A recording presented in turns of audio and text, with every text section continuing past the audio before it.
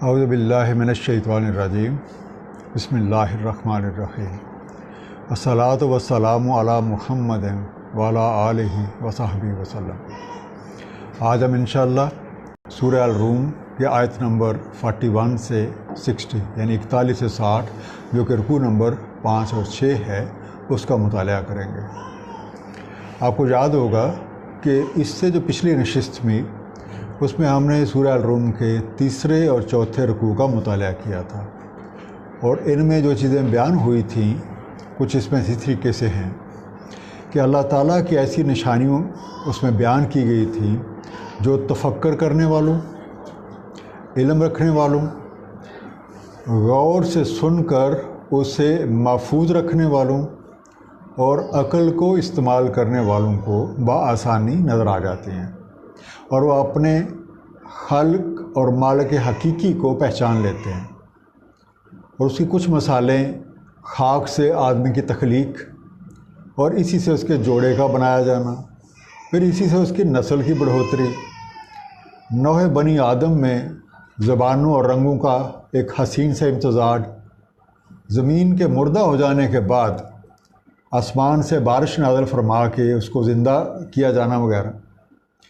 اور دوسری چیز، اس کائناتی نظام میں کسی چیز کو بھی عدم سے وجود میں لانا، یہ بھی صرف اور صرف اس رب کریم کی ہی شان ہے کہ جو چیز ٹوٹلی ایگزسٹ ہی نہیں کرتی ایک کن کہہ کے اسے کریٹ کر دینا،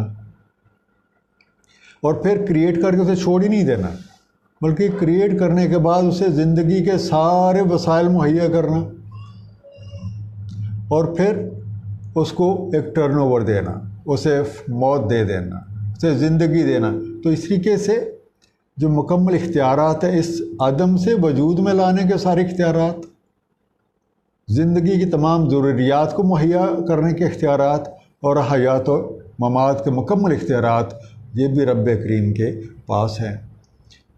اور تیسری چیز، جب اللہ تعالیٰ ہی حقیقی خالق ہیں اور حقیقی مالک ہیں تو پھر اس کے ساتھ اس کی ذات میں یا اس کی صفات میں کسی کو بھی شریک کرنا جو ہے یہ سب سے بڑا ظلم ہے، اور اسے ظلم عظیم کہا جاتا ہے، اور یہ شرک ہے۔ اور چوتھی چیز جو ہم نے ان دو رکوع کے مطالعے میں پڑھی تھی کہ اللہ تعالیٰ نے آدمی کو اپنی فطرت پہ تخلیق کیا ہے، یعنی اس میں اپنی صفات کا عکس ڈال دیا ہے، اور اسی وجہ سے قرآن کریم میں بار بار اللہ تعالیٰ نے ہمیں ان صفات کو اور خصوصیات کو اپنے اندر کھوج لگانے کا حکم دیا ہے، تاکہ تفکر، علم اور عقل ان کو استعمال کر کے ہم اپنے اندر پوشیدہ صفات یعنی صلاحیتوں کو جان سکیں۔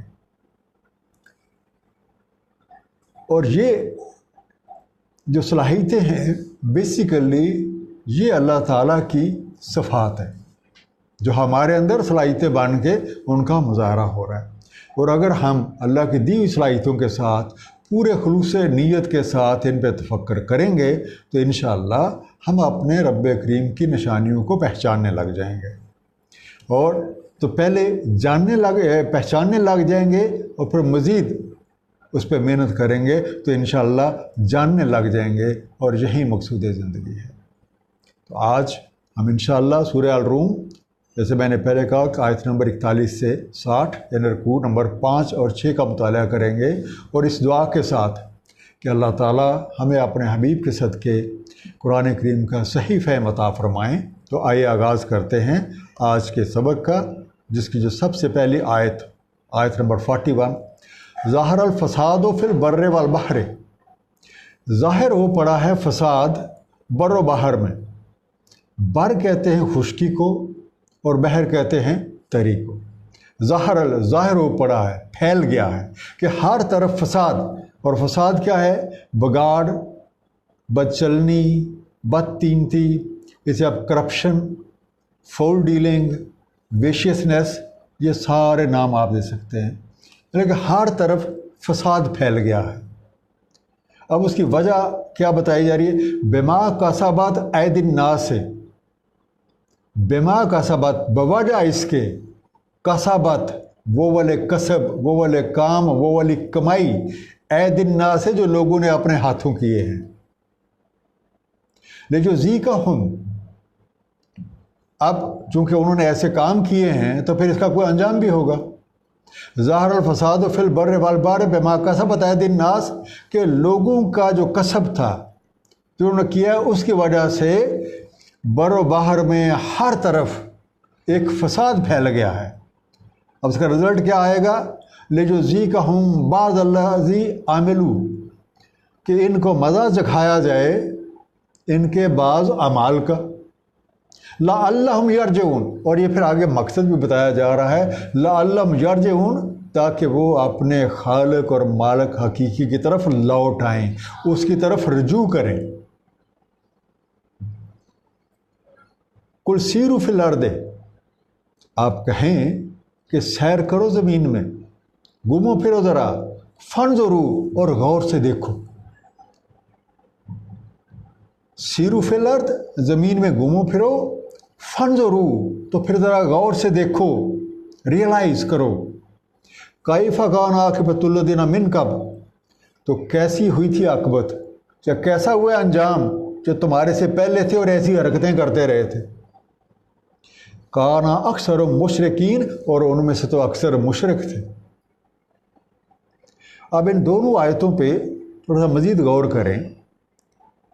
لِیُذِیقَہُم بَعْضَ الَّذِی عَمِلُوا، کہ مزہ چکھا دے انہیں ان کے بعض اعمال کا۔ تو اس کا مقصد یہ ہے کہ انہیں یہ پتہ چل جائے کیوں یہ مزہ چکھایا جا رہا ہے، کیوں کہ ہلکی پھلکی سزا دی جا رہی ہے، کہ انہیں پتہ چل جائے کہ وہ غلط راہ پہ گامزن ہے،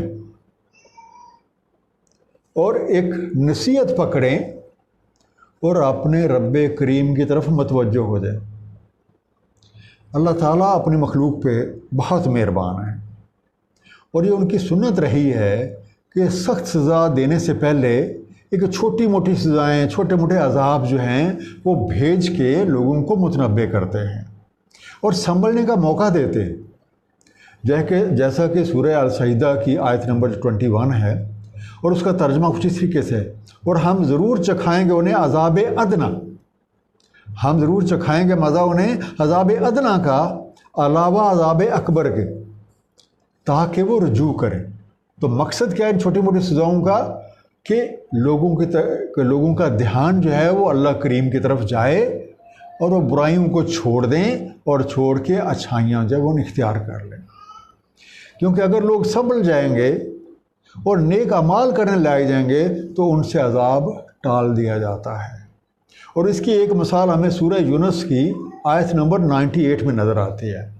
وہاں پہ ارشاد ہوتا ہے کہ کیوں نہ ہوا کہ کوئی بستی کہ وہاں کے لوگ ایمان لاتے تو اور ان کا ایمان انہیں نفع دیتا، سوائے یونس علیہ السلام کی قوم کے، جب وہ ایمان لائے تو ہم نے ان پر سے حیات دنیا میں ذلت کا عذاب ہٹا دیا اور انہیں وقت مقرر تک متا دی یعنی فائدہ اٹھانے کا موقع دیا، کہ جو بھی ہم نے انہیں نعمتیں دی ہوئی ہیں، جو ہم نے رزق دیا ہوا ہے، اسے وہ انجوائے کرے اور اچھے طریقے سے یوٹیلائز کرے۔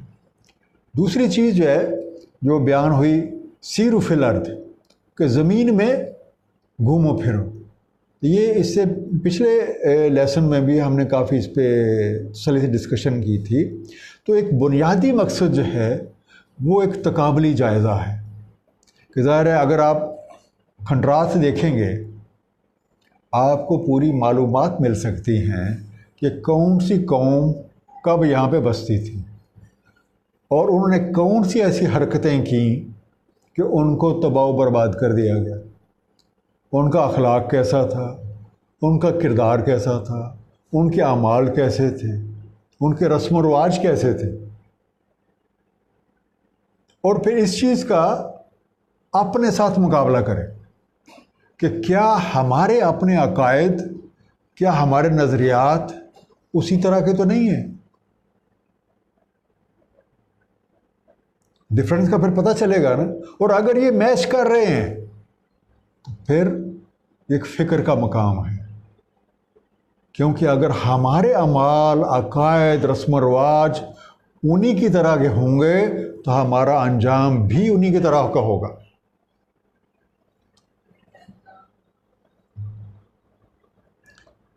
اب اگلی آیت پہ چلتے ہیں۔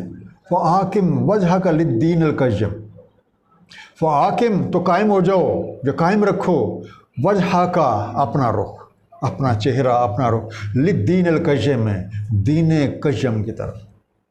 اب دین قیم کیا ہے؟ دین فطرت، اللہ کی فطرت، یہ ہے دین قیم۔ ہم نے پچھلے رکوع میں پڑھا تھا کہ اللہ کریم نے لوگوں کو اپنی فطرت پر پیدا کیا اور اللہ کا خلق کیا ہوا نہیں بدلتا،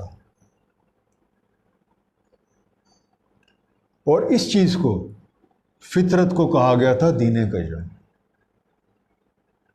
تو فَآقِمْ وَجْهَكَ لِلدِّينِ الْقَيِّمِ تو قائم رکھیں اپنا رخ دین قیم کی طرف، من قبل اس سے پہلے، این یاتیا یوم لا مرد لہ من اللہ کہ قبل اس کے کہ آ جائے وہ والا دن جو نہیں ٹلے گا اللہ کی طرف سے، جو نہ تو مؤخر ہوگا، لا مردہ نہیں ٹل سکتا۔ اس کے ڈفرینٹ معنی دیکھیں، نہ ہٹ سکتا ہے، نہ ٹل سکتا ہے، نہ دور کر سکتا ہے، نہ کسی کے بس میں اسے پھیر دے۔ اوائڈ، ریٹرن، اوائڈ، لیکن یہ ساری چیزیں in terms of time and space ہیں کہ جس جگہ کے لیے اور جس وقت کے لیے وہ چیز مقرر کر گئے، نہ وہ جگہ چینج ہوگی اور نہ وہ وقت چینج ہوگا۔ اس چیز کو مرد کا جو ایک لنک بنتا ہے وہ ٹائم اینڈ اسپیس دونوں سے بنتا ہے۔ تو جب وہ فیصلہ آ جائے گا تو پھر وہ نہیں بدلے گا، نہ وہ ٹلے گا۔ یوم ذی یصدعون، تو جب یہ آ جائے گا تو کیا ہوگا؟ یوم ذی، پھر اس دن یصدعون، لوگ ہو جائیں گے الگ الگ گروہ، لوگ الگ الگ ہو جائیں گے۔ جیسے اس سے پہلے بھی آپ نے پڑھا ہے کہ جب بھی اللہ کے رسول آتے ہیں اور اپنا پیغام لوگوں کو سناتے ہیں تو اکثر عام طور پہ دو پارٹیاں بن جاتی ہیں، ایک وہ جو اس پیغام کو قبول کرتے ہیں اور اکثریت وہ جو اسے جھٹلاتے ہیں۔ اب یہاں پہ بھی جب بات ہو رہی ہے کہ قائم رکھو اپنا دین، دین قیم کی طرف، قبل اس کے کہ وہ دن آ جائے جس کا ٹل جانا نہیں ہے، تو اس دن دو پارٹیاں ہو جائیں گی۔ کہ ایک پارٹی وہ ہوگی جو دین قیم پہ قائم رہی، اور دوسری پارٹی وہ ہے کہ جو پارٹی اس پہ قائم نہیں ہوئی۔ من کفر فعلیہ کفر، من کفر جس نے کفر کیا، فعلیہ کفر اسی کے اپنے ہی اوپر ہے اس کا کفر کیا ہوا۔ ومن عامل صالحا، اور جنہوں نے کیے عمل صالح، جنہوں نے کیے نیک کام، فلانفسہم یمہدون، تو انہوں نے پھر سنوارا ہے اپنے آپ کو، یا انہوں نے تیار کیا ہے پھر اپنے آپ کو یہ موقع آنے کے لیے، یہ وقت آنے کے لیے۔ اب تھوڑا سا ان دونوں آیتوں پہ غور کرتے ہیں کہ سلامتی کی راہ دین قیم پر اپنے رخ کو سیدھا رکھنے میں ہے، یا اپنے رخ کو قائم کرنے میں، اور دین قیم فطرت کے مطابق زندگی گزارنے کا نام ہے۔ جیسا کہ شاعر نے کہا ہے، اپنے لیے تو سب جیتے ہیں اس جہاں میں، ہے زندگی کا مقصد اوروں کے کام آنا، کیونکہ فطرت کے مطابق زندگی کا مقصد جو ہے وہ کسی غرض اور ستائش کی طلب کے بغیر اللہ تعالیٰ کی مخلوقات کے کام آنا ہے، مخلوق خدا کی بھلائی کا خواہش مند ہونا ہے اور ان کی ہر ممکن خدمت کرنا ہے۔ دین قیم کا تقاضا یہ ہے کہ ہم اللہ کریم کو اپنا حقیقی خالق اور مالک تسلیم کریں، اس کی ذات اور صفات میں کسی کو بھی شریک نہ ٹھہرائیں، اور ہر چیز کو اللہ تعالیٰ کی نسبت سے جانیں، ہر چیز کو اللہ تعالیٰ کی طرف سے جانیں، کیونکہ وہی خالق ہے، وہی مالک ہے۔ جب ہمیں یہ علم ہو جائے گا کہ سب کچھ اسی ذات کریمہ کا ہے، پھر انشاءاللہ ہم میں موجود ہر صلاحیت، ہر طاقت ہر اختیار بھی تو اسی کا دیا ہوا ہے. ہمارے اندر جتنی بھی صلاحیتیں ہیں وہ بھی ساری اسی کی دی ہوئی ہیں. اور اس دنیا میں جو ہم مزے اٹھا رہے ہیں یہ سارا رزق بھی اسی کا دیا ہوا ہے. ایون جو ہم ایجادات کرتے ہیں اس کے سارے وسائل بھی اسی کے مہیا کیے ہوئے ہیں، اسی کے بنائے ہوئے ہیں. اور ہم تو محض ایک استعمال کنندہ ہیں، ہم تو محض ایک یوزر ہیں. اگر ہم ان چیزوں کو اس طریقے سے اختیار کریں گے کہ ہمارا خالق اور ہمارا مالک ہم سے خوش ہو جائے تو ہماری دنیا اور آخرت دونوں حسنہ ہو جائے. اور مالک کی خوشی کہ اگر جب کام کرے، اگر مالک کی خوشی ہم چاہتے ہیں تو پھر ہمیں وہی کام کرنے پڑیں گے جو ہمارا خالق اور مالک کر رہا. اور ہمارا خالق اور مالک ہمیں تخلیق کرنے کے بعد سب سے پہلے خدمت، ساری مخلوق کی خدمت. کوئی اسے مان رہا ہے تب بھی، کوئی اسے نہیں مان رہا تھا. ہر ایک کو دے رہا ہے، ہر ایک پہ اس کی رحمت کا سایہ ہے. اور کسی نہ ستائش کا وہ طالب ہے نہ کسی معاوضے کا طالب، ٹوٹلی بے نیاز.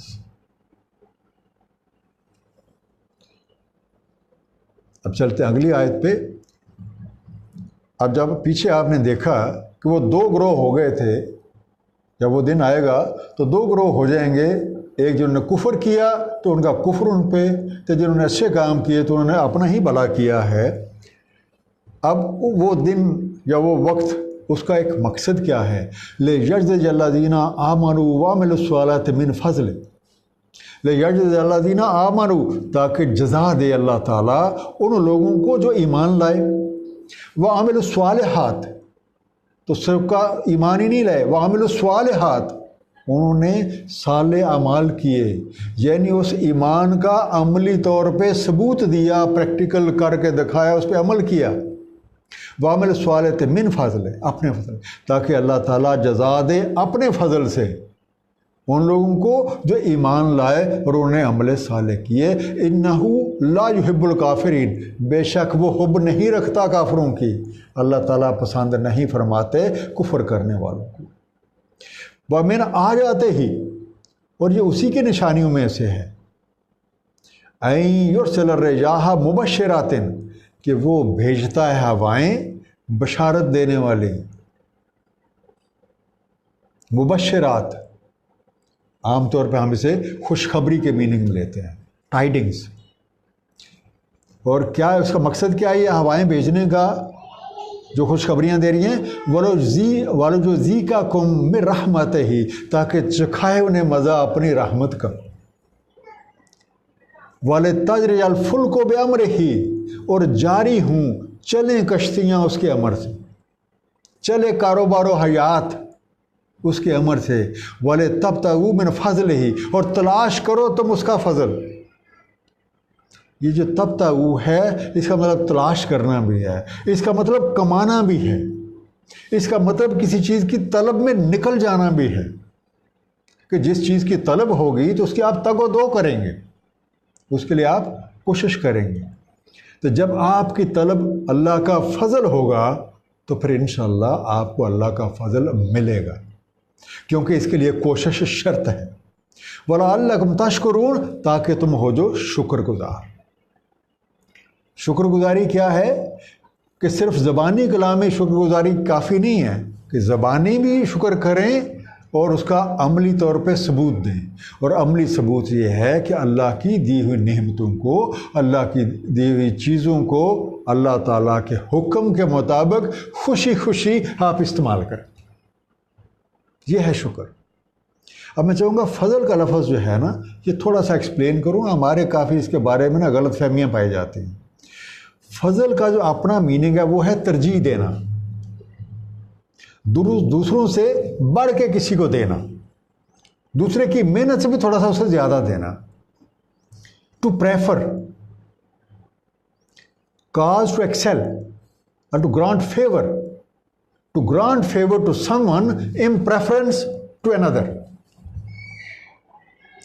آپ دیکھیں جب ایک کلاس میں ڈھیر سارے بچے ہوتے ہیں تو عموماً جو بچے ایک اچھے اخلاق کا، اچھے کردار کا مظاہرہ کرتے ہیں، پیپرز میں اچھے مارکس لیتے ہیں، تو وہ خواہ اپنے ٹیچر کو اچھے لگتے ہیں، انہیں ٹیچر ان کے پسند بھی کرتے ہیں، وہ کبھی کبھی غلطی ہو جائے روریت بھی کر دیتے ہیں۔ اور اگر کوئی سلیکشن کرنی پڑے کہ جی کسی ٹور پہ 5 بچوں نے جانا ہے، تو ہمیشہ ٹیچر کی ایفرٹ ہوگی کہ جو بچے اچھا پرفارم کر رہے ہیں ان کو سلیکٹ کیا جائے۔ ایسے ہوتا ہے یا نہیں ہوتا؟ یہ تو ہمارا زندگی کا ایک عام مشاہدہ ہے۔ تو اللہ تعالیٰ نے لوگوں کو فضل تلاش کرنے کا، یعنی کمانے کا حکم دیا ہے کہ اس کی طلب میں نکلو۔ جیسے کہ سورہ جمعہ کی آیت نمبر جو 62 ہے اس میں ارشاد ہے، سورہ جمعہ ارشاد ہے، پھر جب تمام ہو چکے صلاۃ، جب تم صلاۃ ادا کر لو تو پھیل پڑو زمین میں اور کماؤ اللہ تعالیٰ کا فضل، اور کماؤ اللہ تعالیٰ کا فضل، اور یاد کرو اللہ کو بہت سا تاکہ تمہارا بھلا ہو۔ جس کا مطلب یہ ہوا کہ اللہ تعالیٰ کا فضل اسی کو ملتا ہے جو اس فضل کی طلب میں نکلتا ہے، جو اس کی طلب رکھتا ہے اور اس کے لیے جدوجہد کرتا ہے۔ اور یہ والی جو آیت آپ نے، آیت نمبر 46 تھی، اس میں بھی یہی ہے، وَلِتَبْتَغُوا مِنْ فَضْلِهِ، وَلِتَبْتَغُوا مِنْ فَضْلِهِ، تلاش کرو اس کا فضل، اس کی طلب میں نکلو، اس کے لیے کوشش کرو، وَلَعَلَّكُمْ تَشْكُرُونَ، تاکہ تم شکر گزار ہو جاؤ۔ وَلَقَدْ أَرْسَلْنَا مِنْ قَبْلِكَ رُسُلًا، وَلَقَدْ أَرْسَلْنَا مِنْ قَبْلِكَ رُسُلًا، بلا شبہ ہم نے بھیجے آپ سے پہلے بھی رسول، اِلَىٰ قَوْمِهِمْ، ان کی ریسپیکٹیو قوموں کی طرف، ان کی قوموں کی طرف، فَجَاءُوهُمْ، تو جب وہ لے کے آئے ان کے پاس، بالبینات، تو جب وہ ان کے پاس بینات، بینات کیا ہے؟ روشن نشانیاں، روشن دلیلیں، روشن حقیقتیں، ایک واضح دلائل، فَانْتَقَمْنَا مِنَ الَّذِينَ أَجْرَمُوا۔ اب چونکہ قرآن کا ایک سٹائل ہے اپنا کہ ایک مختصر سے لفظوں میں چیز کنوے کر دینا، تو ادھر ہی کہہ کے آگے اتنا کہہ دیا فَانْتَقَمْنَا مِنَ الَّذِينَ أَجْرَمُوا، پھر انتقام لیا ہم نے ان سے جنہوں نے جرم کیے۔ جس کا مطلب یہ ہوا کہ جب ان رسولوں نے اللہ تعالیٰ کا پیغام جو ہے ان لوگوں تک پہنچایا اور ساتھ ہی خود اس پہ عمل بھی کر کے دکھایا، تو حسب روایت یہ پیغام سن کے 2 گروہ ہو گئے۔ ایک وہ جو پیغام ربی پہ ایمان لائے اور انہوں نے اپنی زندگیوں کو سنوار لیا، اور دوسرا جنہوں نے نہ صرف اس پیغام کو جھٹلایا بلکہ اس کی مخالفت بھی کی۔ تو ان حالات میں جو صبر اور استقامت کے ساتھ ایمان پہ جمے رہے، اللہ تعالیٰ نے ان کی نصرت فرمائی، جیسے کہ اسی آیت کا آخری حصہ ہے، وَكَانَ حَقًّا عَلَيْنَا نَصْرُ الْمُؤْمِنِينَ، ہم پہ حق ہے نصرت کرنا مومنین کا۔ اب تو جو لوگ جن کے پاس پیغام حق پہنچا اور وہ اسے جھٹلائیں، اللہ کی آیتوں کو جھٹلائیں، اس پیغمبر کو جھٹلائیں، ان کی مخالفت کریں، ان کے ساتھ لڑائیاں کریں، تو ان کو پیغام بھی دیا جاتا ہے اور حکم عدولی کے نتائج سے بھی باخبر کیا جاتا ہے۔ جب بار بار سمجھائے جانے کے باوجود بھی کوئی قوم رائے راست پہ نہیں آتی، تو پھر قانون ربی کے تحت نافرمانوں کو سزا دی جاتی ہے۔ تو اسی طرح ان کے ساتھ بھی ہوا کہ مختلف انبیاء کرام آئے، اپنی قوموں کو پیغام دیا، تھوڑے سے جو ہیں انہوں نے مانا، اکثریت نے انکار کیا۔ انکار کرنے والوں میں آگے 2 کیٹیگریاں ہوتی ہیں، ایک وہ ہلکے پھلکے اور دوسرے ہیں پکے مجرم۔ مجرم جس پہ جرم ثابت ہو چکا ہوتا ہے، تو وہی مجرم جو ہیں وہ سب کی تباہی کا باعث بنتے ہیں۔ اللہ الذی یرسل الرياح فتصیر سحابا، اللہ الذی، وہ اللہ ہی تو ہے، اللہ الذی وہ ہے اللہ، یرسل الرياح جو بھیجتا ہے ہوا، بھیجتا ہے ہوائیں، فَتُثِيرُ سَحَابًا، جو غبار لاتی ہیں بادل کو، جو غبار لاتی ہیں، اٹھا لاتی ہیں بادلوں کو، وَيَبْسُطُهُ فِي السَّمَاءِ، پھر پھیلا دیتا ہے انہیں آسمان میں۔ بسط، وَيَبْسُطُهُ بسط سے بنا، بسط ہوتا ہے اسپریڈ آؤٹ کر دینا، پھیلا دینا۔ کیف یشاء، جس طریقے سے وہ چاہتا ہے، جو ایریا وہ کور کرنا چاہتا ہے، جس ایریا پہ اس بادل کو پھیلانا چاہتا ہے وہ پھیلا دیتا ہے۔ وَيَجْعَلَهُ كِسَافًا فَتَرَى الْوَدْقَ يَخْرُجُ مِنْ خِلَالِهِ، وَيَجْعَلَهُ كِسَافًا، اور کر دیتا ہے انہیں تہ بر تہ، فولڈز کر دیتا ہے انہیں تہ بر تہ۔ پھر کیا ہوتا ہے؟ فَتَرَى الْوَدْقَ، پھر تم دیکھو گے بارش کو، پھر تم دیکھو گے قطروں کو، یخرج من خلالہ، اس کے اندر سے نکلتے ہوئے۔ فَإِذَا أَصَابَ بِهِ مَن يَشَاءُ، پھر ڈالتا ہے ان پہ، پہنچا دیتا ہے ان میں، مَن يَشَاءُ، جو چاہتے ہیں اسے، من عبادہ، اپنے بندوں میں سے، اذا ہم یستبشرون، اور پھر وہ خوشیاں مناتے ہیں، خوش ہو جاتے ہیں۔ اب یہ جو لفظ ہے ودق، عام طور پہ رین ڈراپس، اور قرآن کریم میں ہمیں کئی ایسے الفاظ ملتے ہیں جن کا ترجمہ بادل سے کیا گیا ہے، اور ان میں سے کچھ اس طریقے سے ہیں۔ پہلا لفظ ہے غمام۔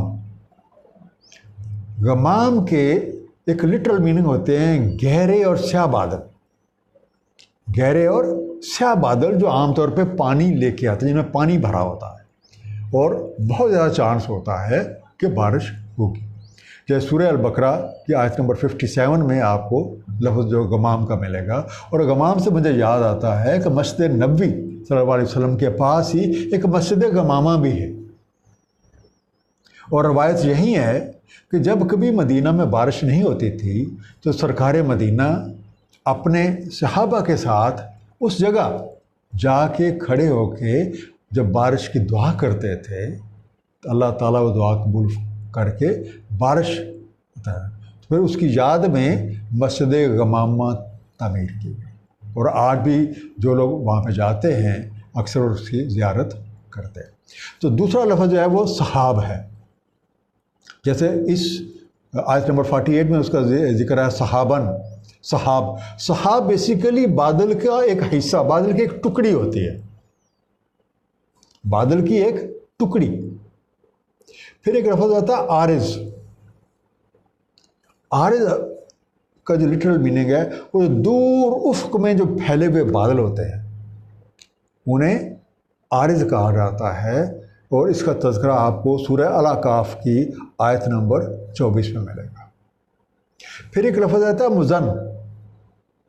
تو مزن ہوتا ہے جو سفید اور چمکیلے بادل، سفید بھی اور بڑے چمکدار سے بادل اور پانی سے بھرے ہوئے، یہ آپ کو لفظ ملے گا سورہ الواقعہ آیت نمبر 69۔ تو بادلوں کے ساتھ پھر ایک بارش کا بھی کنیکشن ہے، تو ہمیں اسی طریقے سے بارش کے لیے بھی کئی لفظ ملتے ہیں، جس میں ایک ہے مطر، میم توئے رے۔ مطر سے مراد عام طور پہ ہوتا ہے ایسی بارش جس سے نقصان ہوتا ہو، ایسی بارش جو نقصان دہ ہو، جس کا ذکر آپ کو سورہ البقرہ کی آیت نمبر 2 اور سورہ اعراف کی آیت نمبر 84 میں ملے گا۔ پھر ایک لفظ یوز ہوتا ہے وابل۔ وابل کا مطلب ہوتا ہے دھواں دار بارش، بڑے زوروں کی بارش، جسے انگلش میں ہم کہتے ہیں کہ like it was raining like cats and dogs. اس کا ذکر آپ کو سورہ البقرہ کی آیت نمبر 264 اور 265 میں ملے گا۔ پھر بارش کے لیے ایک اور لفظ جو قرآن کریم میں جس کا ترجمہ کیا جاتا ہے وہ ہے غیث۔ غیث ایسی بارش ہوتی ہے جو وسیع علاقے پہ پھیلی ہوئی ہو اور فائدہ مند ہو، وسیع علاقے پہ بھی اور فائدہ مند ہو۔ تو اس کا ذکر آپ کو سورہ شعراء کی آیت نمبر 28 میں ملتا ہے۔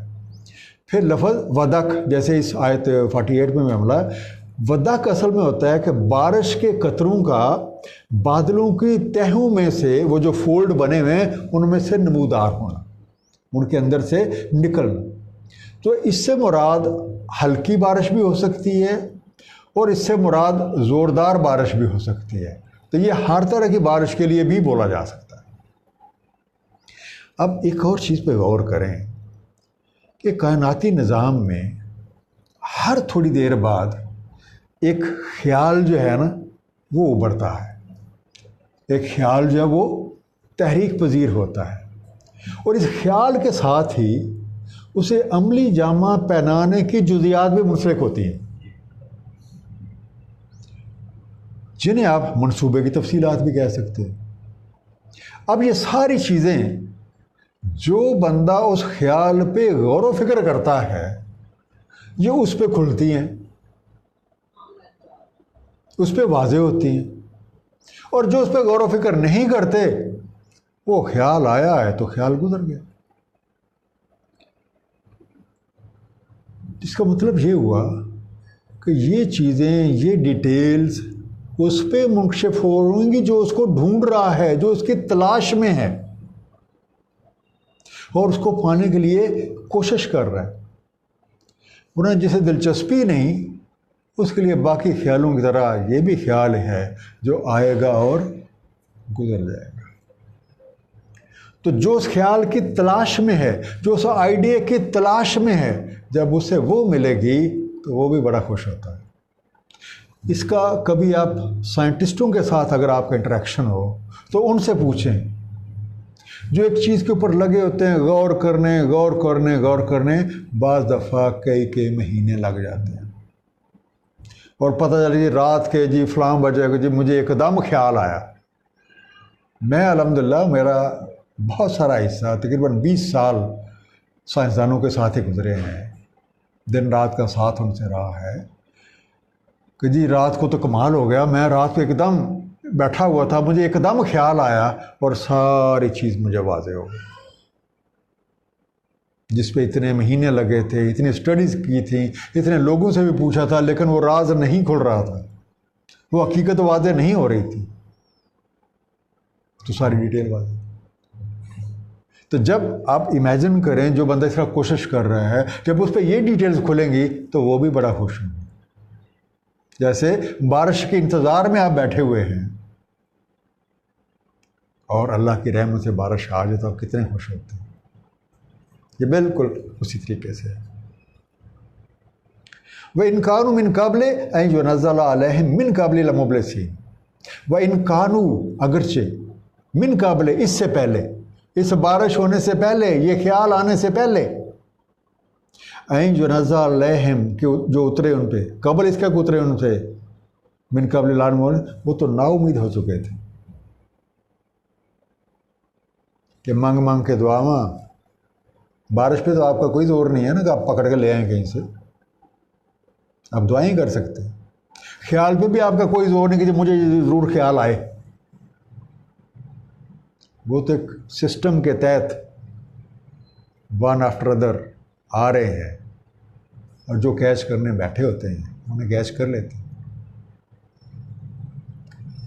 فنظر الی آثار رحمت اللہ, فنظر تو نظر کرو, ذرا غور تو کرو, الی آثار رحمت اللہ, اللہ تعالیٰ کی رحمت کے آثار پہ. کیف یحیی الارض بعد موتہا, کس طریقے سے, کیسے وہ زندگی دیتا ہے زمین کو مرنے کے بعد. ان ذالک لمحیی الموتى, بے شک وہی ہے جو زندہ کرتا ہے مردوں کو. وہو علی کل شیء قدیر, بے شک وہ تو ہر چیز پہ قادر ہے. یہ جو لفظ آثار آیا, آثار کا مطلب اثرات ہوتا ہے, اس کا اثر انگیزی بھی ہوتا ہے, اس کا مطلب ما حاصل بھی ہوتا ہے, اور ایک ہم لفظ استعمال کرتے ہیں تاثیر, تاثیر بھی اسی اثر سے بنتا ہے. اب اس سے پہلے آپ دیکھیں جو پہلی آیت تھی ہماری, وَإِنْ كَانُوا مِنْ قَبْلِ أَنْ يُنَزَّلَ عَلَيْهِمْ مِنْ قَبْلِهِ لَمُبْلِسِينَ. مبلسین کا روٹ ورڈ ہے بلس, بے لام سین, رحمت سے مایوس, دل شکستہ, ہمت ہاری ہوئی ہے. اور اسی روٹ ورڈ سے ابلیس کا لفظ بھی بنتا ہے. اسی روٹ ورڈ سے ابلیس کا لفظ مل گیا، جس کے معنی ہیں اللہ تعالیٰ کی رحمت سے نا امید۔ نا امید کہہ لیں یا مایوس کہہ لیں، اور نا امیدی اللہ کے اچھے بندوں کا شیوہ نہیں ہے۔ دوسرا آپ دیکھیں لفظ آیا ہے یحجی۔ یحجی کا روٹ ورڈ ہے ہے یہ ہے، جو یہ تو پہلے لگی، اصل لفظ ہے ہی ہے۔ آپ کہتے ہیں حی علی الصلاۃ، یا حیو یا کجو، حیو ہے سے مراد زندگی، حیات، جی اٹھنا۔ یہ جی اٹھنا بھی ہے، حیات نو پانا بھی ہے۔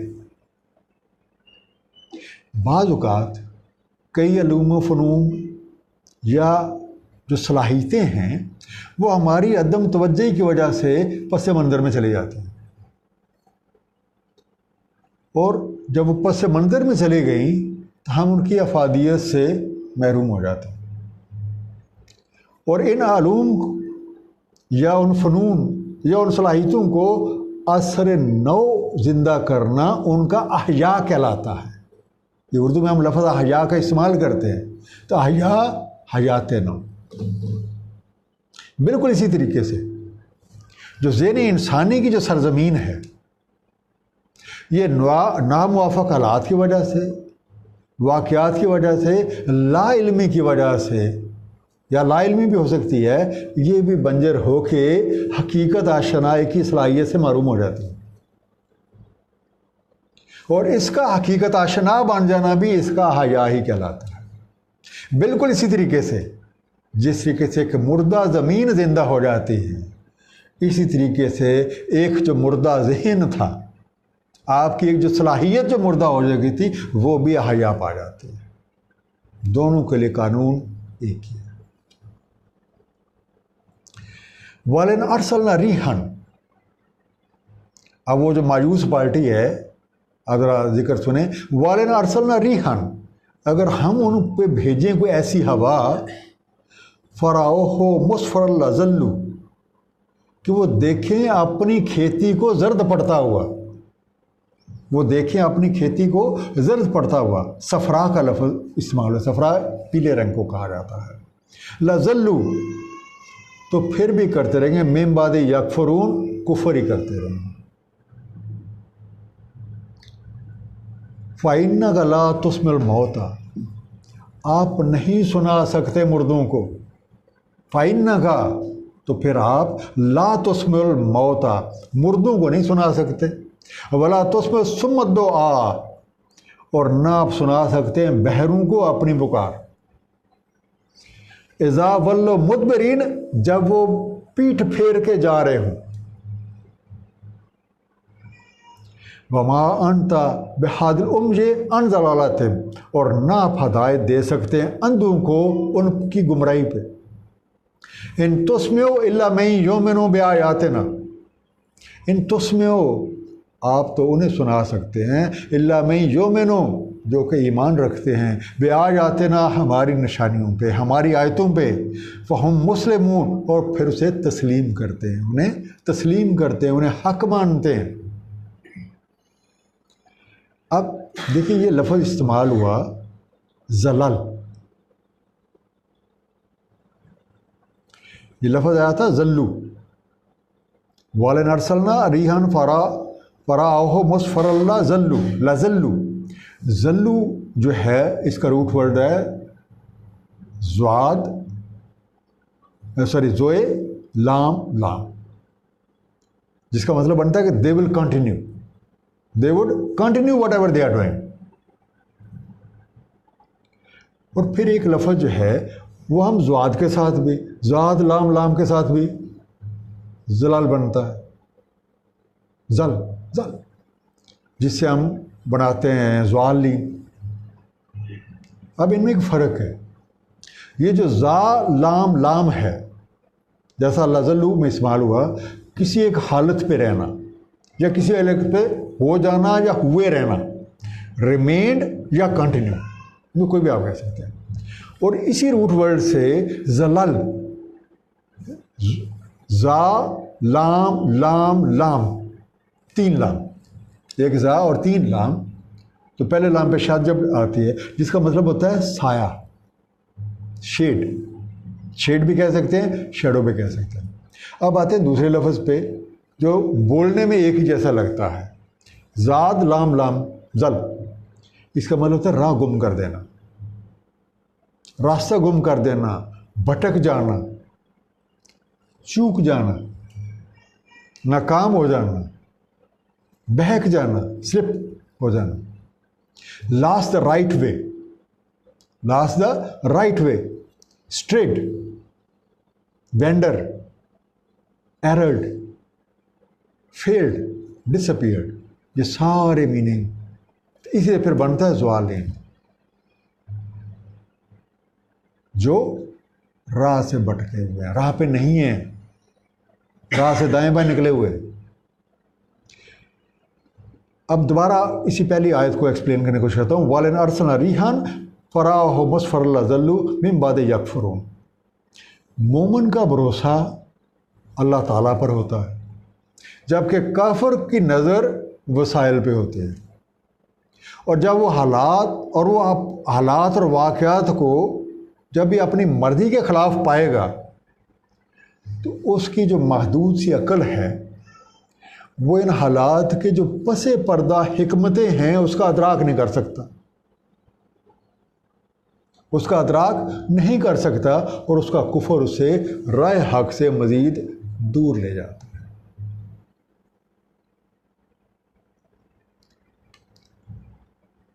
اسی سے آگے آپ فَإِنَّكَ لَا تُسْمِعُ الْمَوْتَى، آپ نہیں سنا سکتے مردوں کو. یہاں مردوں سے مراد وہ جو مرے پڑے ڈیڈ باڈی تو ان کی بات نہیں ہو رہی، یہاں تو جو مردوں جیسا طرز عمل ہے جن کا، ان کی بات ہو رہی ہے. کیونکہ مردہ جو ہوتا ہے ظاہری طور پہ تو سارے اس کے حصے پردے پورے ہیں، کان بھی لگے ہوئے ہیں، آنکھیں بھی ہیں، زبان بھی ہیں، ہاتھ پاؤں بھی ہیں، لیکن وہ ساری اس اہلیت سے محروم ہو چکا ہوتا ہے جس سے وہ سن سکے، سوچ سکے، بول سکے یا فیل کر سکے. تو جو آدمی اس طرز عمل کا مظاہرہ کرے گا کہ سنی کو بھی انسنی کرے، دیکھے کو بھی اندیکھا کرے، پھر اس میں اور مردے میں کیا فرق ہے؟ جس کا مطلب یہ ہے کہ مردوں جیسا طرز عمل سے مراد جو ہے وہ مردوں جیسا طرز عمل، اور بہرے سے مراد بہروں جیسا طرز عمل کہ سنی کو انسنی، اور اندھے سے مراد اندھوں جیسا طرز عمل، جیسے دیکھ کے بھی نہ دیکھنا، اندھوں والا طرز عمل. دوسرا اصل فرق کیا ہے؟ حقیقت آشنائی. تو جو حقیقت آشنا ہے وہ زندہ ہے، اور جو حقیقت سے نا آشنائی ہے اسی کا نام موت. اللہ الذی خلقکم من ضعف، وہ اللہ ہے جس نے خلق فرمایا تمہیں ضعف سے. ضعف کیا ہے؟ کمزوری، ویکنیس. ثم جعل من بعد ضعف قوة، پھر دی اس ضعف کے بعد اس نے تمہیں قوت، ضعف کے بعد اس نے تمہیں قوت دی. ثم جعل من بعد قوة ضعفا، پھر دی اس قوت کے بعد ضعف و شیبہ اور بڑھاپا. اس قوت کے بعد ضعف اور بڑھاپا. یخلق ما یشاء، تخلیق کرتا ہے، خلق کرتا ہے جو چاہتا ہے، جیسے چاہتا ہے. وَهُوَ الْعَلِيمُ الْقَدِيرُ، وہی ہے علم والا اور ہر چیز پہ قدرت رکھنے والا. اب اس آیت مبارکہ میں جو زندگی میں جو تغیرات ہیں، جو ایک کنٹینیوس چینج ہو رہی ہے، جو تغیر ہو رہا ہے، اس کی طرف ہماری توجہ دلائی جا رہی ہے. اب اللہ تعالیٰ کے علم کے مطابق ہر شے بدل رہی ہے. ایک پیدائش انسانی کا آغاز ایک نقطے سے ہوتا ہے، پھر یہ ایک نقطہ مختلف مراحل سے گزرتے ہوئے ایک بچے کی شکل میں اس دنیا میں آتا ہے.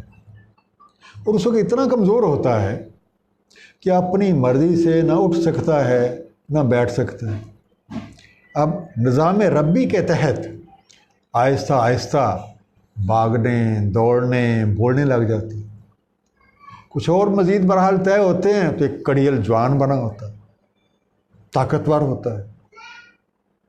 اور پھر یہیں جب پہیا یہ سائیکل چلتا رہتا ہے تو ایک دن بوڑھا بابا بن جاتا ہے، کمر جھکی ہوئی ہوتی ہے، اور پھر اپنی مرضی سے پھر. تو شروعات بھی ذوف تھا، اب جو آخری لاسٹ کوارٹر پہ آیا تو وہ بھی ذوف. تو کیا ہی خوب ہوتا کہ یہ دونوں ذوف کے درمیان کا جو پیریڈ تھا یہ بھی وہ اپنی کمزوری کو مان لیتا اور حقیقتوں کا ادراک کر لیتا اور اپنے سچے خالق اور مالک کے سامنے اپنی کمزوری کا اعتراف کر کے مقصد حیات کو پانے کی کوشش کرتا تو بات بن جاتی.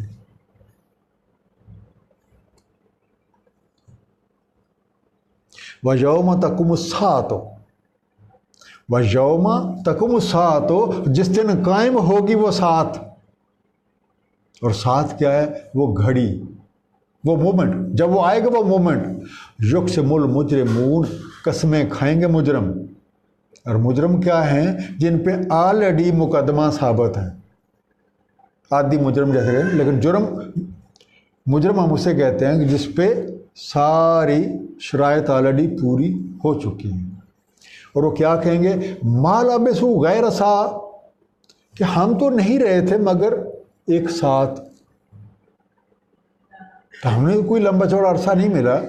ایسے کوئی جسٹ بعض جگہ جب آپ پڑھتے ہیں کوئی کہتا ہے کہ جی ایک دن، کوئی کہتا ہے جی آدھا دن، کوئی کہتا ہے نہیں کوئی مے بھی ایک دن یا 2 دن. ایسے ہی ہے نا، مختلف قول ہمیں قرآن کریم میں ملتے. تو یہاں ایک ساتھ کے ساتھ کہ نہیں رہے ہم بس گھڑی بھر، مگر ایک لمیٹڈ ٹائم فریم میں ہم رہے. کذالک کانوا یؤفکون، اسی طرح سے یہ الٹے جاتے. یہ دنیا میں بھی ایسے الٹے کام ہی کرتے تھے، ان کو الٹی ہی سمجھ آتی تھی. وَقَالَ الَّذِينَ أُوتُوا الْعِلْمَ وَالْإِيمَانَ، اور وہ والے لوگ جنہیں ملا تھا علم اور ایمان، 2 چیزیں، علم اور ایمان. تو وہ کیا کہیں گے؟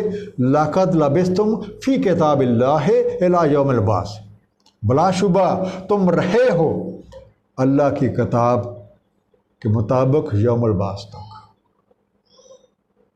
تم نے اتنی زندگی گزاری ہے کہ تم یوم البعث تک رہے، کہ اگر تم اچھا بننا چاہتے تو یو ہیڈ سفیشینٹ ٹائم.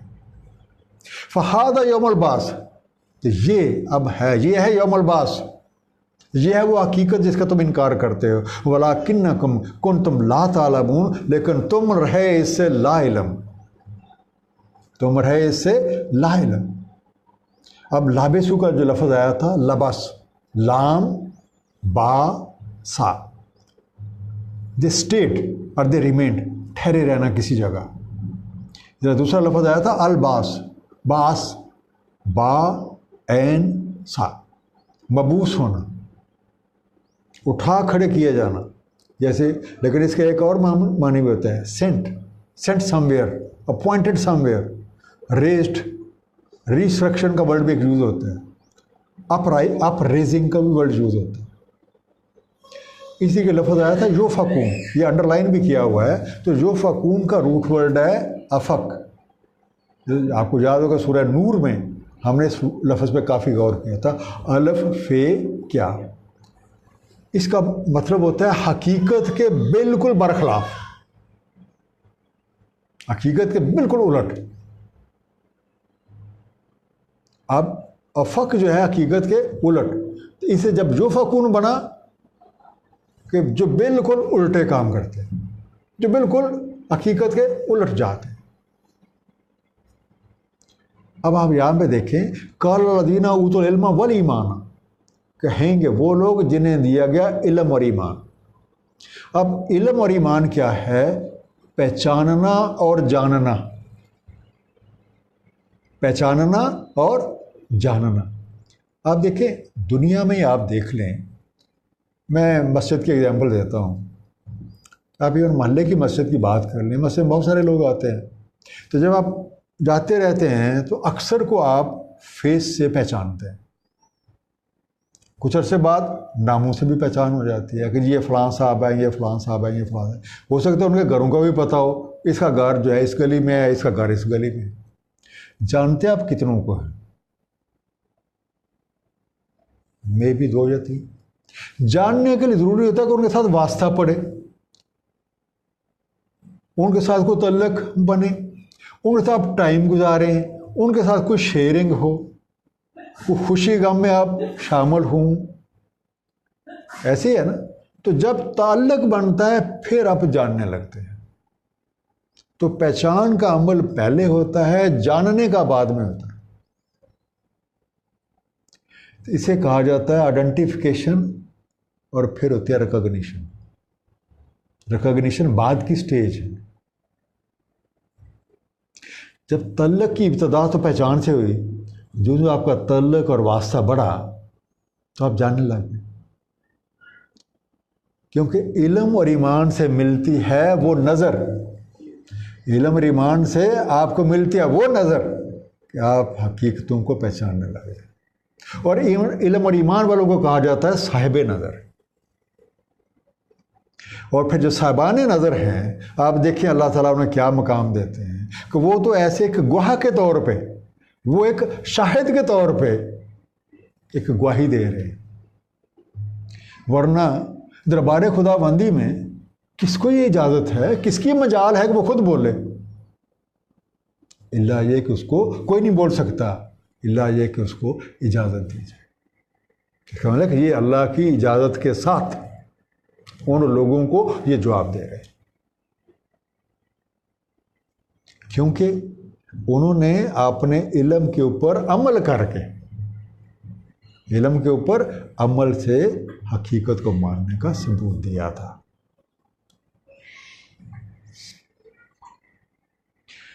فَيَوْمَئِذٍ لَا يَنْفَعُ الَّذِينَ ظَلَمُوا. اب وہ جو یوم البعث کی بات ہو رہی ہے وہی آگے بات کر رہے ہیں. فَيَوْمَئِذٍ تو اس دن لا ينفع الذین ظلموا معذراتهم، لا ينفع الذین ظلموا معذراتهم، نہیں نفع دیں گی ان ظالموں کو ان کی معذرتیں، نہیں نفع دیں گی ان ظالموں کو ان کی معذرتیں. وَلَا هُمْ يَسْتَعْتَبُونَ، اور نہ کوئی چاہتا ہے کہ یہ منائیں یا منتیں کریں.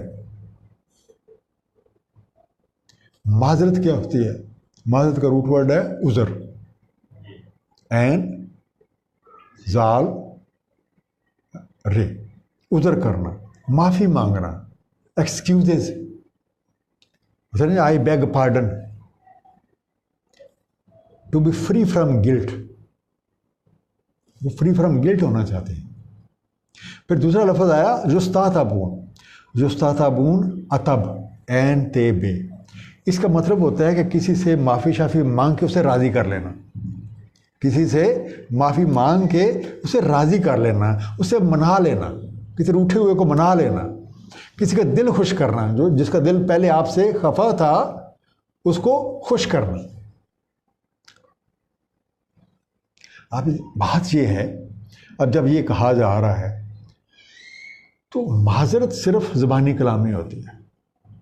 اب یوم البعث ہے، اب یہ معذرتیں کر رہے ہیں.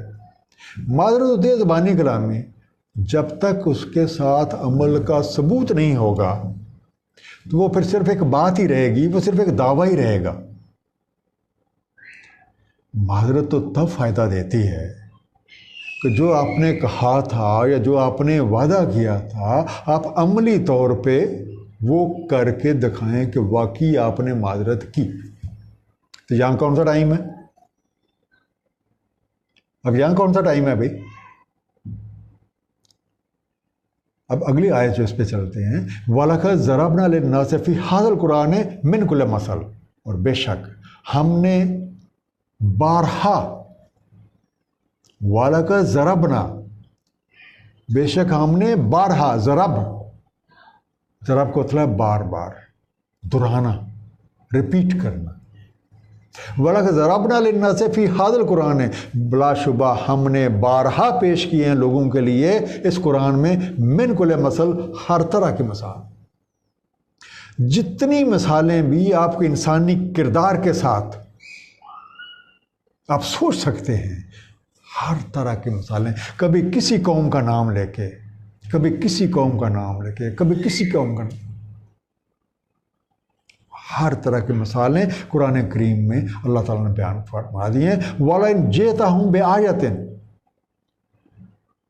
اگر آپ ان لوگوں کے پاس یہ جو منکرین ہیں، وَلَئِنْ جِئْتَهُمْ بِآیَةٍ، اگر آپ ان کے پاس لے آئیں ساری کوئی بھی نشانی، لَيَقُولَنَّ الَّذِينَ كَفَرُوا، تو ضرور کہیں گے کافر، ان انتم الا مبتلون، کہ نہیں ہو تم مگر باطل میں، کہ ہمیں جھوٹ ہی بتایا جا رہا ہے، ہمیں چکر ہی دیا جا رہا ہے۔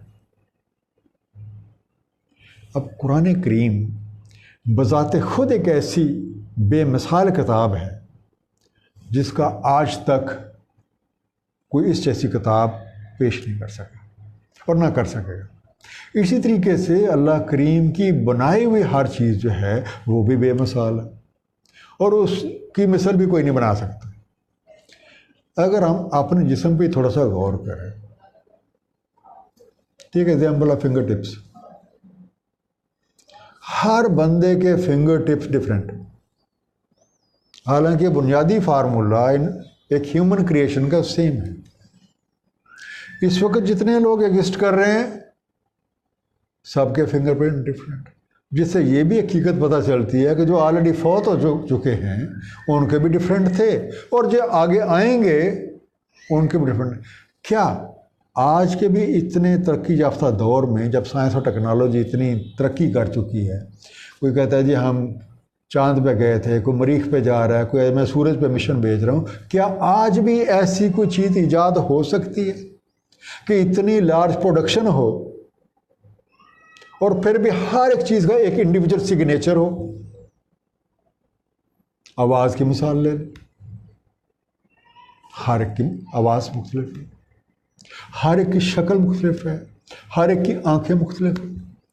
کبھی آپ ایک درخت کے پتوں پہ غور کر لیں، ہر ایک پتے کی الگ ڈائمینشن ہے،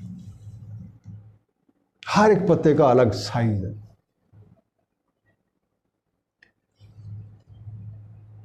آپ یہ دیکھ لیں، کیا اس طریقے کی کوئی چیز جو ہے کو پیش کر سکتے؟ سمپل آنسر اس نو۔ تو اللہ تعالیٰ کی اسی طریقے سے جو مثالیں اللہ کریم نے بیان کی ہیں، بہت کم ورڈز، بہت پریسائز، ایک مختصر مگر کمال درجے کی جامع، کلیئر ہے، کوئی انسائز بھی ہے، کلیئر بھی ہے، الیبوریٹو ہے اور مدلل ہے، اور کسی انسان کے بس میں ہی نہیں کہ اس طرح کا مثال دے سکے۔ تو اللہ بھی لاجواب اور اللہ کے کام بھی لاجواب۔ کذالک یطبع اللہ علی قلوب الذین لا یعلمون، اس طریقے سے چھاپ لگا دیتا ہے اللہ قلوب پر۔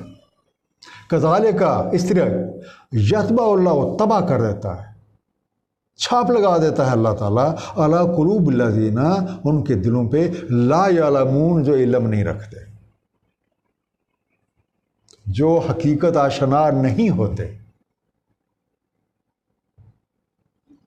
فاصبر، صبر کریں، ان وعد اللہ حق، اللہ کا وعدہ حق ہے، ولا یستخفنک الذین لا یعقلون، اور یہ ہلکا نہ کر پائیں آپ کو جن لوگوں کو یقین نہیں ہے۔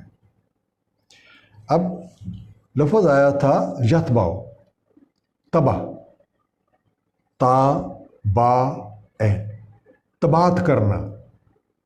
جیسے پرنٹنگ پریس والے جو ہیں، جب وہ چھاپا خانے چھاپتے ہیں چیز، ایک امپریشن کو لگاتے ہیں سادہ پیپر پہ، تو ایک پرنٹ آپ کے سامنے آتا ہے، اسے تباہ کہا جاتا ہے۔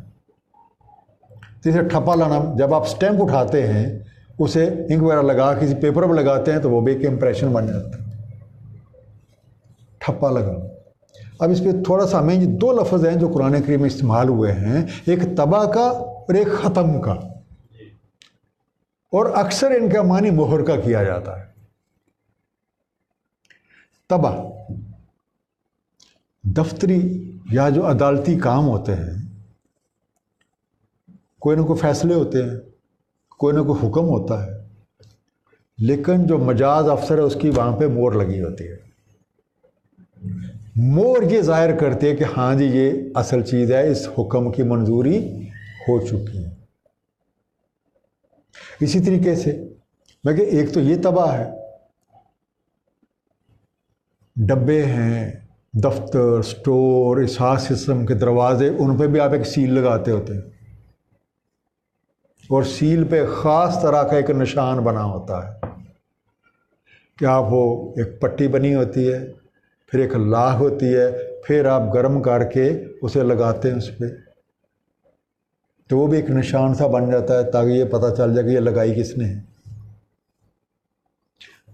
تو یہ تھوڑا سا تباہ کے بارے میں، باقی جسے انٹرسٹ ہو میرے سے زیادہ ڈیٹیلس لے سکتا ہے۔ دوسرا ختم۔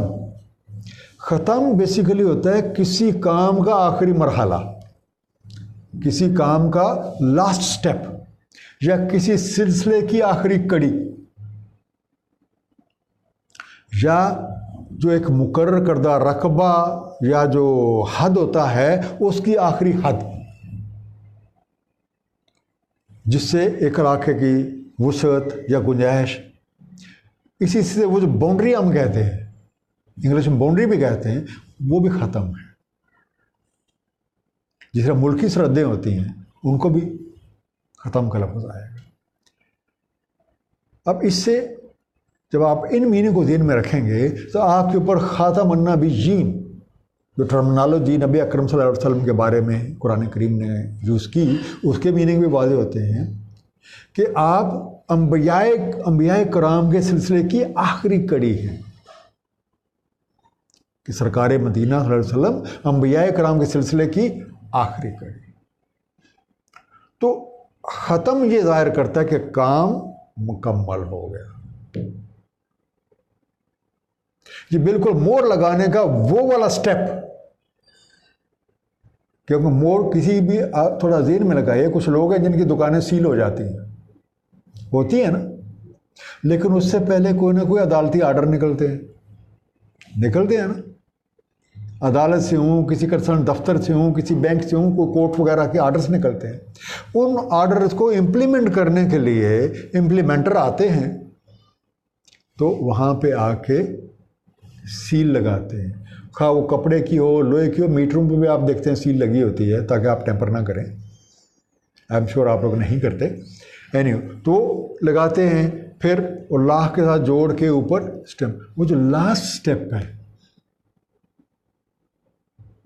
اب کیا ہوگا جب وہ سیل کر دی گئی تو وہ بندہ جو لگاتار، اس کا مطلب ہے کہ یہ کرنے سے پہلے، یہ سٹیپ کرنے سے پہلے وہ جو بھی کوئی غلط کام کر رہا تھا، پہلے اسے غلط کام بھی بتایا گیا، اس سے ٹائم اینڈ اگین ریمائنڈرز بھی دیے گئے،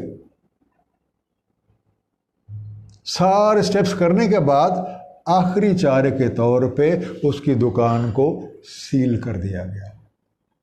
اب وہ دکان کو استعمال نہیں کر سکتا۔ یہی ہے نا ہماری دنیا کا اصول۔ اب آتے اس بات پہ کہ یہ جو دلوں پہ مور لگا دینا ہے، ہم ہمیشہ اللہ کی طرف کر دیتے ہیں، یہ کیا ہے؟ ہمیں یاد یہ رکھنا ہے کہ اپنی مخلوق کا سب سے بڑا خیر خواہ اللہ کریم، اللہ کریم اپنی مخلوق کے سب سے بڑے خیر خواہ ہیں، اور سب سے زیادہ پیار کرنے والے ہیں، سب سے زیادہ خیال رکھنے والے ہیں۔ انہیں اپنے تخلیق کیے ہوئے ہر فرد کا بہت خیال ہے۔ اللہ کے ایک بڑے پیارے بندے نے اس دلوں پہ مور لگانے کو کچھ اس طریقے سے بیان کیا ہے کہ در حقیقت جب کوئی فرد باوجود اس کے کہ روشن راستے اس کے سامنے ہیں، باوجود اس کے کہ اسے روشن راستوں پہ چلنے کی ترغیب دی جا رہی ہے، اور باوجود اس کے کہ روشن راستے پہ جو انعام و اکرام ہو رہے ہیں، جو رحمت کی بارشیں ہو رہی ہیں، اس کی اطلاع بھی دی جا رہی ہے، اور پھر بھی وہ اس روشن راستے کو قبول نہ کرے اور اندھیروں کے سفر کو وہ ترجیح دے، اندھیروں کے سفر پہ وہ چلتا رہے، تو اللہ تعالیٰ اس کا جس راہ پہ وہ چل رہا ہے اس کا چلنا قبول کر لے۔ اور کیوں قبول کرتے ہیں؟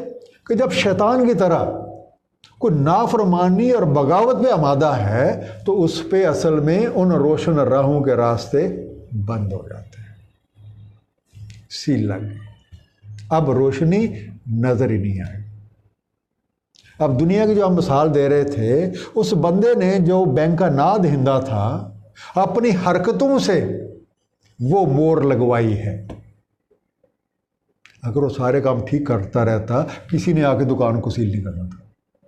اسی طریقے سے جب انسان ایسی حرکتیں کرتا ہے کہ غلط راہوں پہ چل پڑا ہے، اسے بار بار وارننگ بھی دی جا رہی ہے، اسے اچھے کاموں کو خوشخبریاں بھی بتائی جا رہی ہیں، اسے برے کاموں کا انجام بھی بتایا جا رہا ہے، پھر بھی وہ سرپھروں کی طرح بند گلی میں جانے کو، اندھیروں میں جانے کو ترجیح دیتا ہے۔